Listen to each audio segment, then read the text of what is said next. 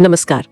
आज हम एक बहुत ही दिलचस्प देवी, प्राचीन यूनानी देवी एथेना, उनके बारे में थोड़ी गहराई से बात करने वाले हैं। नमस्कार। हाँ, एथेना, उनके बारे में जो स्रोत हैं वो उनके जन्म से लेकर उनकी शक्तियों, उनके प्रतीकों, कहानियों सब पर रोशनी डालते हैं। और जन्म भी क्या कमाल का, मतलब गर्भ से नहीं बल्कि अपने पिता ज्यूस के सिर से, पूरी तरह शस्त्रों से लैस। बिल्कुल, और युद्ध घोष करती हुई। ये अपने आप में ही अनोखा है और दिखाता है कि वो कितनी अलग थी। हाँ, तो वो सिर्फ युद्ध की देवी तो नहीं थी। नहीं, बिल्कुल नहीं। युद्ध जरूर था, पर साथ में ज्ञान, रणनीति और यहाँ तक की हस्तकला जैसे बुनाई और पूरी सभ्यता की प्रतीक थी वो। अच्छा। उनके प्रतीक भी बहुत गहरे हैं, जैसे उल्लू जो ज्ञान का प्रतीक माना जाता है। हाँ, उल्लू तो बहुत मशहूर है उनके साथ। और जैतून का पेड़ जो उन्होंने एथन शहर को दिया था, शांति और समृद्धि का प्रतीक। और हाँ, उनका कवच एजिस, वो क्या था? वो ज्यूस से मिली एक तरह की ढाल या कहें अभेद्य कवच था जो रक्षा भी करता था और भय भी पैदा करता था। तो हमारा मकसद यही है कि इन स्रोतों को देखते हुए एथीना के इस बहुरूपी चरित्र को समझें और उनकी जो एक स्थायी विरासत है उस पर बात करें। बिल्कुल, चलिए शुरू करते हैं। तो सबसे पहले युद्ध की बात करते हैं। एथेना और उनके भाई एरेस दोनों युद्ध के देवता, पर एकदम अलग। हाँ, जमीन आसमान का फर्क। एथीना मतलब बुद्धि, अनुशासन, रणनीति, सोच समझकर लड़ा जाने वाला न्याय संगत युद्ध। और एरेस मतलब बस अंधाधुंध हिंसा, खून खराबा, अनियंत्रित आक्रामकता। दिलचस्प बात यह है कि कहानियों में, मिथकों में एथीना अक्सर एरेस को हरा देती हैं। अच्छा, जैसे इलियड में है, वो बस एक पत्थर उठाकर उन्हें दे मारती हैं और एरेस धराशायी हो जाते हैं। तो ये एक तरह से दिखाता है कि क्रूर बल पर बुद्धि की जीत होती है। हाँ, कह सकते हैं। और शायद यही कारण था कि यूनानी लोग एथेना का सम्मान एरेस से कहीं ज्यादा करते थे। उनके लिए बुद्धि ज्यादा महत्वपूर्ण थी। ये बात समझ आती है। और ट्रोजन युद्ध में भी तो उनकी भूमिका बहुत अहम थी। ओ बिल्कुल, वो पूरी तरह यूनानियों यानी अकीन्स के पक्ष में थी। वो इसलिए कि पेरिस ने उन्हें सौंदर्य प्रतियोगिता में नहीं चुना था। हाँ, वो एक कारण था। और उन्होंने एकिलीस और खासकर ओडिसियस जैसे नायकों की बहुत मदद की, सीधे सलाह दी, रणनीति बनाने में मदद की। और वो जो मशहूर ट्रोजन हॉर्स वाली कहानी है, क्या उसमें भी एथीना का हाथ था? हाँ, कई स्रोत मानते हैं कि वो जो पूरी योजना थी वो एथीना की ही प्रेरणा थी। एक ऐसी चाल जिसने 10 साल से चल रही लड़ाई खत्म कर दी। कमाल है, उनकी रणनीतिक सोच का एक बड़ा उदाहरण है ये। सही कहा। लेकिन एथीना सिर्फ योद्धा नहीं थी, उनका सबसे गहरा रिश्ता तो अपने शहर एथेंस के साथ था। हाँ, शहर का नाम ही उन पर है, एथेंस। इसकी भी तो वो कहानी है ना, पोसाइडन के साथ मुकाबले वाली। बिल्कुल, शहर का संरक्षक कौन बनेगा, इस पर उनका और समुद्र के देवता पोसाइडन का मुकाबला हुआ। तो पोसाइडन ने क्या दिया? पोसाइडन ने अपना त्रिशूल जमीन पर मारा और वहां से खारे पानी का एक सोता फूट पड़ा। कुछ कहानियों में यह भी आता है कि उन्होंने पहला घोड़ा दिया, मतलब नौसैनिक शक्ति का प्रतीक।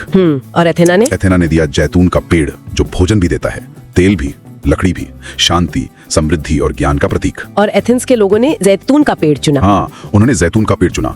ये दिखाता है कि शहर किन मूल्यों को ज्यादा अहमियत देता था। और फिर एथेंस का वो मशहूर पार्थेनिन मंदिर, वो उन्हीं को समर्पित था। जी हाँ, पार्थेनिन उन्हीं का मंदिर था।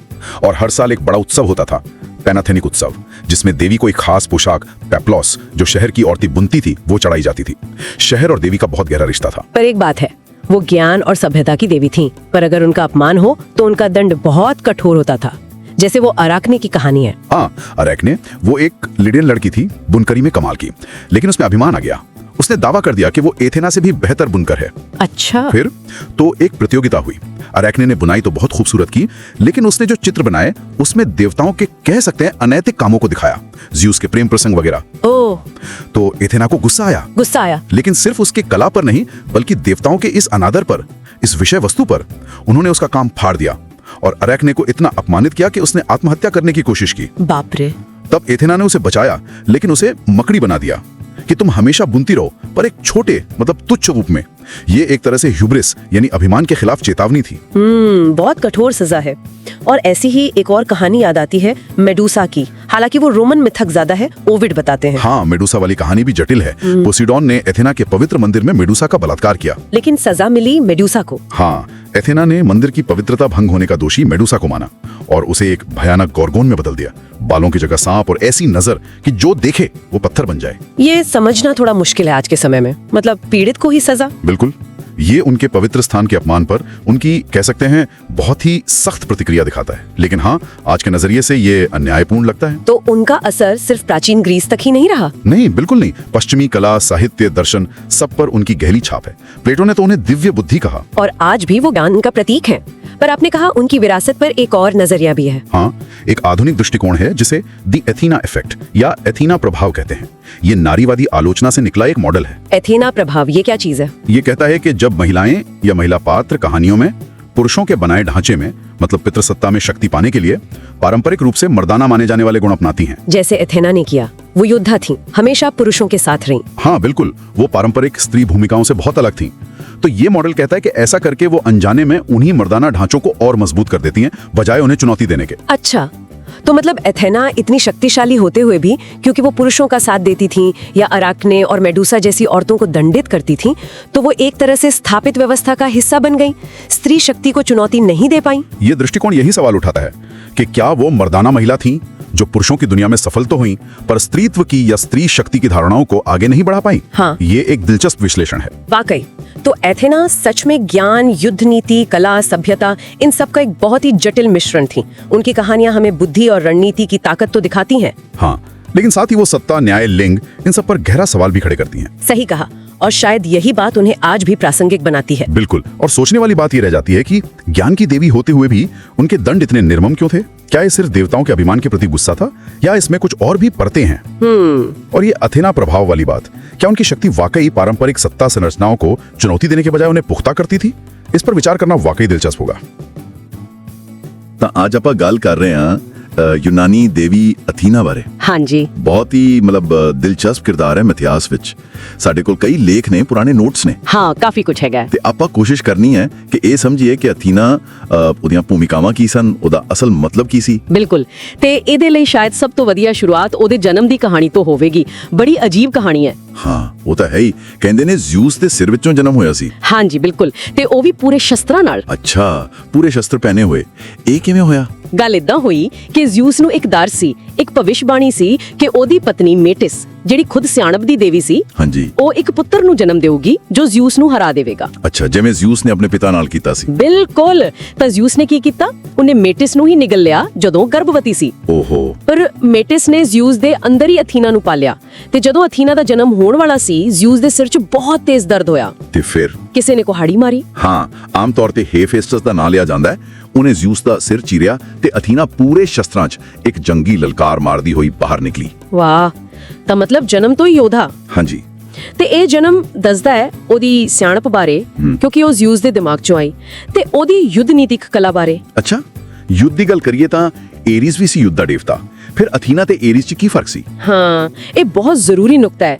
ਏਰੀਸ ਸੀ ਮਤਲਬ ਜੰਗ ਦਾ ਜਨੂਨ, ਹਿੰਸਾ, ਬਸ ਲੜਾਈ ਝਗੜਾ। हाँ, अन्नेवाह लड़ाई। ਬਿਲਕੁਲ। ਦੂਜੇ ਪਾਸੇ ਅਥੀਨਾ ਸੀ ਰਣਨੀਤੀ ਵਾਲੀ ਯੁੱਧ ਦੀ ਦੇਵੀ, ਸੋਚ ਸਮਝ ਕੇ, ਅਨੁਸ਼ਾਸਨ ਨਾਲ ਲੜਨ ਵਾਲੀ। मतलब दिमाग दी वरतों। ਸਹੀ ਗੱਲ। ਕਈ ਕਹਾਣੀਆਂ 'ਚ ਤਾਂ ਉਸਨੇ ਏਰੀਸ ਨੂੰ ਹਰਾਇਆ ਵੀ ਹੈ, ਦਿਖਾਇਆ ਕਿ ਬੁੱਧੀ ਸਿਰਫ ਤਾਕਤ ਤੋਂ ਵੱਧ ਜ਼ਰੂਰੀ ਹੋ ਸਕਦੀ ਹੈ। ਇਹ ਤਾਂ ਹੈ, ਪਰ ਉਹ ਸਿਰਫ ਯੁੱਧ ਤੱਕ ਹੀ ਨਹੀਂ ਸੀ ਸੀਮਿਤ, ਹੈ ਨਾ? ਕਲਾਵਾਂ ਦੀ ਵੀ ਦੇਵੀ ਸੀ। ਹਾਂਜੀ ਬਿਲਕੁਲ। ਉਸਨੂੰ ਅਥੀਨਾ ਅਰਗਾਨੇ ਵੀ ਕਹਿੰਦੇ ਸੀ, ਮਤਲਬ ਸ਼ਿਲਪਕਾਰੀ, ਬੁਨਾਈ, ਇਹੋ ਜਿਹੀਆਂ ਕਲਾਵਾਂ ਦੀ ਸਰਪ੍ਰਸਤ। ਅੱਛਾ, ਤਾਂ ਯੁੱਧ ਨੀਤੀ ਤੇ ਕਲਾ ਇਹ ਕਿਵੇਂ ਜੁੜਦੇ ਨੇ? ਦੇਖੋ, ਦੋਵਾਂ 'ਚ ਹੀ ਯੋਜਨਾਬੰਦੀ ਚਾਹੀਦੀ ਹੈ, ਧਿਆਨ ਚਾਹੀਦਾ ਹੈ, ਹੁਨਰ ਚਾਹੀਦਾ ਹੈ, ਸ਼ਾਇਦ ਇਸੇ ਕਰਕੇ। ਹਾਂ, ਇਹ ਗੱਲ ਤਾਂ ਠੀਕ ਹੈ। ਤੇ ਨਾਲ ਹੀ ਉਹ ਸ਼ਹਿਰਾਂ ਦੀ ਰੱਖਿਅਕ ਵੀ ਸੀ, ਅਥੀਨਾ ਪੋਲੀਅਸ, ਖਾਸ ਕਰਕੇ ਐਥਨਸ ਦੀ। ਆਹ, ਐਥਨਸ ਵਾਲੀ ਕਹਾਣੀ, ਉਹ ਪੋਸਾਈਡਨ ਨਾਲ ਮੁਕਾਬਲੇ ਵਾਲੀ। ਹਾਂਜੀ ਹਾਂਜੀ, ਜਦੋਂ ਦੋਵੇਂ ਚਾਹੁੰਦੇ ਸੀ ਕਿ ਐਥਨਸ ਸ਼ਹਿਰ ਉਹਨਾਂ ਦੇ ਨਾਂ ਤੇ ਹੋਵੇ। ਪੋਸਾਈਡਨ ਨੇ ਘੋੜਾ ਜਾਂ ਖਾਰੇ ਪਾਣੀ ਦਾ ਚਸ਼ਮਾ ਦਿੱਤਾ ਸੀ, ਹੈ ਨਾ? ਹਾਂ, ਕੁਝ ਐਸਾ ਜੋ ਸਮੁੰਦਰੀ ਤਾਕਤ ਦਿਖਾਵੇ, ਪਰ ਅਥੀਨਾ ਨੇ ਦਿੱਤਾ ਜੈਤੂਨ ਦਾ ਦਰਖਤ। ਜੈਤੂਨ ਦਾ ਦਰਖਤ। ਹਾਂ, ਜਿਹੜਾ ਸ਼ਾਂਤੀ, ਖੁਸ਼ਹਾਲੀ ਦਾ ਪ੍ਰਤੀਕ ਸੀ, ਤੇ ਐਥਨਸ ਦੇ ਲੋਕਾਂ ਨੇ ਜੈਤੂਨ ਨੂੰ ਚੁਣਿਆ। ਇਹ ਵੀ ਉਹਨਾਂ ਦੀ ਸਿਆਣਪ ਦਿਖਾਉਂਦਾ ਹੈ ਕਿ ਸਿਰਫ ਤਾਕਤ ਨਹੀਂ, ਸਗੋਂ ਸਥਿਰਤਾ ਚੁਣੀ। ਬਿਲਕੁਲ। ਤੇ ਜਿਹੜਾ ਮਸ਼ਹੂਰ ਪਾਰਥੇਨਨ ਮੰਦਿਰ ਹੈ ਐਥਨਸ 'ਚ, ਉਹ ਅਥੀਨਾ ਨੂੰ ਹੀ ਸਮਰਪਿਤ ਹੈ। ਠੀਕ। ਅੱਛਾ, ਕਹਾਣੀਆਂ 'ਚ ਇਹ ਵੀ ਆਉਂਦਾ ਹੈ ਕਿ ਉਹਨੇ ਕਈ ਹੀਰੋਜ਼ ਦੀ ਮਦਦ ਕੀਤੀ ਸੀ। ਹਾਂਜੀ, ਜਿਵੇਂ ਓਡੀਸੀਅਸ ਹੋ ਗਿਆ, ਪਰਸੀਅਸ ਹੋ ਗਿਆ, ਉਹ ਅਕਸਰ ਉਹਨਾਂ ਨਾਇਕਾਂ ਦੀ ਮਦਦ ਕਰਦੀ ਸੀ ਜੋ ਚਲਾਕ ਤੇ ਹਿੰਮਤੀ ਹੁੰਦੇ ਸੀ। ਪਰਸੀਅਸ ਨੂੰ ਮੈਡੂਸਾ ਵਾਲੇ ਕੰਮ 'ਚ ਮਦਦ ਕੀਤੀ ਸੀ। ਹਾਂ, ਉਸਨੂੰ ਇੱਕ ਚਮਕਦਾਰ ਢਾਲ ਦਿੱਤੀ ਸੀ ਤਾਂ ਕਿ ਉਹ ਮੈਡੂਸਾ ਨੂੰ ਸਿੱਧਾ ਨਾ ਦੇਖੇ। ਬਾਅਦ 'ਚ ਮੈਡੂਸਾ ਦਾ ਸਿਰ ਅਥੀਨਾ ਨੇ ਆਪਣੀ ਢਾਲ ਏਜਿਸ ਤੇ ਲਗਾ ਲਿਆ ਸੀ। ਉਹ ਜਿਹੜੀ ਬੱਕਰੀ ਦੀ ਖਲ ਦੀ ਬਣੀ ਢਾਲ ਸੀ। ਹਾਂ, ਉਹ ਬਹੁਤ ਸ਼ਕਤੀਸ਼ਾਲੀ ਸੁਰੱਖਿਆ ਕਵਚ ਸੀ, ਤੇ ਮੈਡੂਸਾ ਦੇ ਸਿਰ ਨਾਲ ਹੋਰ ਵੀ ਡਰਾਉਣੀ ਹੋ ਗਈ। ਇਹ ਸਭ ਤਾਂ ਉਹਦੇ ਚੰਗੇ ਪੱਖ ਹੋ ਗਏ, ਪਰ ਉਹਦਾ ਇੱਕ ਸਖਤ ਪੱਖ ਵੀ ਸੀ, ਜਿਵੇਂ ਅਰੈਕਨੀ ਵਾਲੀ ਕਹਾਣੀ ਹੈ। ਹਾਂ, ਅਰੈਕਨੀ ਦੀ ਕਹਾਣੀ ਉਹਦੇ ਗੁੱਸੇ ਤੇ ਹੰਕਾਰ ਨੂੰ ਨਾ ਬਰਦਾਸ਼ਤ ਕਰਨ ਵਾਲੇ ਸੁਭਾਅ ਨੂੰ ਦਰਸਾਉਂਦੀ ਹੈ। ਉਹ ਬੁਣਕਰ ਸੀ ਨਾ? ਹਾਂ, ਬਹੁਤ ਹੁਨਰਮੰਦ ਸੀ, ਪਰ ਉਸਨੇ ਐਵੇਂ ਹੀ ਅਥੀਨਾ ਨੂੰ ਚੁਣੌਤੀ ਦੇ ਦਿੱਤੀ ਤੇ ਦੇਵਤਿਆਂ ਦਾ ਮਜ਼ਾਕ ਉਡਾਇਆ ਆਪਣੀ ਕਲਾ 'ਚ। ਤੇ ਫਿਰ ਅਥੀਨਾ ਨੇ ਪਹਿਲਾਂ ਤਾਂ ਉਸਨੂੰ ਹਰਾਇਆ, ਫਿਰ ਗੁੱਸੇ 'ਚ ਉਸਦੀ ਕਲਾ ਨੂੰ ਤਬਾਹ ਕਰ ਦਿੱਤਾ ਤੇ ਉਸਨੂੰ ਮੱਕੜੀ ਬਣਾ ਦਿੱਤਾ। ਓਹੋ, ਤਾਂ ਮਤਲਬ ਹੰਕਾਰ ਦੀ ਸਜ਼ਾ। ਹਾਂ, ਯੂਨਾਨੀ ਸੱਭਿਆਚਾਰ 'ਚ ਹੁਬਰਿਸ ਯਾਨੀ ਹੱਦੋਂ-ਵੱਧ ਘਮੰਡ ਨੂੰ ਬਹੁਤ ਬੁਰਾ ਮੰਨਿਆ ਜਾਂਦਾ ਸੀ। ਇਹ ਉਸੇ ਦੀ ਚੇਤਾਵਨੀ ਸੀ। ਇਸੇ ਤਰ੍ਹਾਂ ਦੀ ਸਖਤੀ ਮੈਡੂਸਾ ਵਾਲੀ ਕਹਾਣੀ 'ਚ ਵੀ ਦਿਸਦੀ ਹੈ, ਪਰ ਉਹ ਤਾਂ ਸ਼ਾਇਦ ਹੋਰ ਵੀ ਪੇਚੀਦਾ ਹੈ।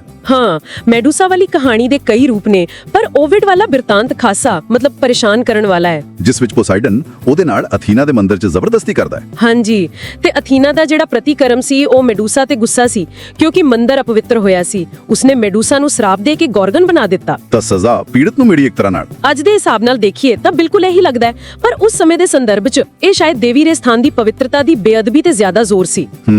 ਅੱਛਾ, ਟਰੋਜਨ ਯੁੱਧ ਵਿੱਚ ਵੀ ਉਹਦਾ ਵੱਡਾ ਹੱਥ ਸੀ। ਬਹੁਤ ਵੱਡਾ। ਪੈਰਿਸ ਦੇ ਫੈਸਲੇ ਕਰਕੇ ਉਹ ਟਰੋਜਨਾਂ ਤੋਂ ਨਾਰਾਜ਼ ਸੀ, ਇਸ ਲਈ ਉਹਨੇ ਯੂਨਾਨੀਆਂ ਦਾ ਸਾਥ ਦਿੱਤਾ। ਕਈ ਯੋਧਿਆਂ ਦੀ ਮਦਦ ਕੀਤੀ ਹੋਣੀ। ਹਾਂ, ਅਕੀਲੀਜ਼, ਡਾਇਓਮੀਡੀਜ਼ ਵਰਗਿਆਂ ਦੀ। ਤੇ ਜਿਹੜਾ ਟਰੋਜਨ ਘੋੜਾ ਸੀ ਉਹ ਯੋਜਨਾ ਵੀ ਤਾਂ ਅਥੀਨਾ ਦੀ ਮਦਦ ਨਾਲ ਹੀ ਬਣੀ ਸੀ। ਪਰ ਫਿਰ ਉਹ ਯੂਨਾਨੀਆਂ ਤੇ ਵੀ ਗੁੱਸੇ ਹੋ ਗਈ ਸੀ। ਹਾਂ, ਜਦੋਂ ਯੁੱਧ ਜਿੱਤਣ ਤੋਂ ਬਾਅਦ ਅਜੈਕਸ ਦ ਲੈਸਰ ਨੇ ਉਹਦੇ ਮੰਦਿਰ 'ਚ ਕੈਸੈਂਡਰਾ ਨਾਂ ਦੀ ਪੁਜਾਰਨ ਦੀ ਬੇਇੱਜ਼ਤੀ ਕੀਤੀ, ਉਦੋਂ ਅਥੀਨਾ ਨੇ ਯੂਨਾਨੀਆਂ ਨੂੰ ਵਾਪਸੀ ਤੇ ਸਜ਼ਾ ਦਿੱਤੀ। ਤਾਂ ਮਤਲਬ ਨਿਆਂ ਉਹਦੇ ਲਈ ਜ਼ਰੂਰੀ ਸੀ, ਭਾਵੇਂ ਆਪਣੇ ਪੱਖ ਵਾਲਿਆਂ ਖਿਲਾਫ ਹੀ ਕਿਉਂ ਨਾ ਜਾਣਾ ਪਵੇ। ਬਿਲਕੁਲ, ਇਹ ਉਹਦੀ ਸ਼ਖਸੀਅਤ ਦਾ ਇੱਕ ਹੋਰ ਪਹਿਲੂ ਹੈ। ਤਾਂ ਕੁੱਲ ਮਿਲਾ ਕੇ ਅਥੀਨਾ ਕੋਈ ਸਿੱਧੀ ਸਾਦੀ ਦੇਵੀ ਨਹੀਂ ਸੀ। ਸਿਆਣਪ ਵੀ ਹੈ, ਰਣਨੀਤੀ ਵੀ, ਕਲਾ ਵੀ, ਨਿਆਂ ਵੀ, ਪਰ ਨਾਲ ਹੀ ਗੁੱਸਾ, ਬਦਲਾ ਤੇ ਕਈ ਵਾਰ ਬਹੁਤ ਕਠੋਰਤਾ ਵੀ ਹੈ। ਹਾਂਜੀ। ਤੇ ਇਹੀ ਚੀਜ਼ ਉਹਨੂੰ ਇੰਨਾ ਯਾਦਗਾਰੀ ਬਣਾਉਂਦੀ ਹੈ।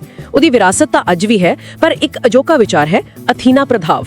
ਅੱਛਾ, ਇਹ ਕੀ ਹੈ? ਇਹ ਉਸ ਵਰਤਾਰੇ ਵੱਲ ਇਸ਼ਾਰਾ ਕਰਦਾ ਹੈ ਜਿੱਥੇ ਕਈ ਵਾਰ ਕੁਝ ਸ਼ਕਤੀਸ਼ਾਲੀ ਔਰਤਾਂ ਮਰਦਾਨਾ ਤਰੀਕੇ ਅਪਣਾ ਕੇ ਦੂਜੀਆਂ ਔਰਤਾਂ ਨੂੰ ਅੱਗੇ ਵਧਣ 'ਚ ਮਦਦ ਨਹੀਂ ਕਰਦੀਆਂ ਤੇ ਐਵੇਂ ਮੌਜੂਦਾ ਮਰਦ ਪ੍ਰਧਾਨ ਢਾਂਚੇ ਨੂੰ ਹੀ ਮਜ਼ਬੂਤ ਕਰਦੀਆਂ ਨੇ। ਇਹ ਤਾਂ ਸੋਚਣ ਵਾਲੀ ਗੱਲ ਹੈ। ਮਤਲਬ ਅਥੀਨਾ ਦੀ ਕਹਾਣੀ ਸਾਨੂੰ ਅੱਜ ਵੀ ਕੁਝ ਸਿਖਾ ਸਕਦੀ ਹੈ। ਹਾਂਜੀ। ਤਾਂ ਇਹ ਸਵਾਲ ਬਣਦਾ ਹੈ ਕਿ ਸ਼ਕਤੀ, ਗਿਆਨ ਤੇ ਲਿੰਗ ਦੀਆਂ ਭੂਮਿਕਾਵਾਂ ਬਾਰੇ ਅਸੀਂ ਅਥੀਨਾ ਤੋਂ ਕੀ ਸਿੱਖ ਸਕਦੇ ਹਾਂ? ਕਿ ਹਰ ਸ਼ਕਤੀਸ਼ਾਲੀ ਔਰਤ ਦਾ ਚਿੱਤਰਣ ਅਸਲ 'ਚ ਔਰਤਾਂ ਨੂੰ ਸ਼ਕਤੀ ਦਿੰਦਾ ਹੈ? ਜੀ ਹਾਂ, ਕਈ ਸਾਰੇ ਸਿਰਫ ਪੁਰਾਣੇ ਸਿਸਟਮ ਨੂੰ ਹੀ ਕਾਇਮ ਰੱਖਦਾ ਹੈ। ਬਿਲਕੁਲ, ਇਸ ਤੇ ਜ਼ਰੂਰ ਸੋਚ ਵਿਚਾਰ ਕਰਨਾ ਚਾਹੀਦਾ।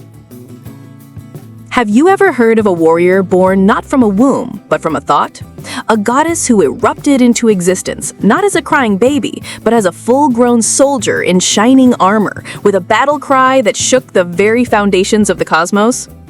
This is the incredible, mind-bending story of Athena, the goddess of wisdom, a grand master of strategy, and a warrior who proved that the sharpest weapon is a brilliant mind. Her story isn't just a myth, it's a lesson in power. It all began with a terrifying prophecy. The king of the gods, Zeus, was told that the son of his first wife, Metis, would one day overthrow him. Gripped by fear, Zeus did the unthinkable. He swallowed the pregnant Metis whole, absorbing her wisdom into himself. But destiny cannot be consumed. Soon, Zeus was struck by a headache so monstrous, so earth-shattering, that he commanded his own head to be split open with an axe. And from that unbelievable chaos, Athena was born. She sprang directly from the mind of the king, armed, roaring, and ready for battle. She was her father's intellect given form, a warrior who didn't just fight, she outthought her enemies. While her brother, Ares, the god of war, reveled in bloodshed and brute force, Athena saw battle as a game of chess. She was the divine strategist. In the legendary Trojan War, it was her whisper of genius that inspired the creation of the Trojan horse, a plan so cunning it won a war that 10 years of fighting could not. She didn't just win battles, she redefined victory itself. But her power wasn't just in war. She was a master of crafts, a weaver of intricate tapestries. Yet she demanded respect. When a mortal weaver named Arachne boasted she was better, Athena challenged her. Arachne's skill was flawless, but her art disrespected the gods. As a lesson against pride, Athena transformed her into a spider, doomed to weave forever. A chilling reminder that genius without humility can be a dangerous thing. Athena's story teaches us that true strength isn't just physical power. It is wisdom. It is strategy. It is the courage to think differently. She is the ultimate symbol of brains over brawn.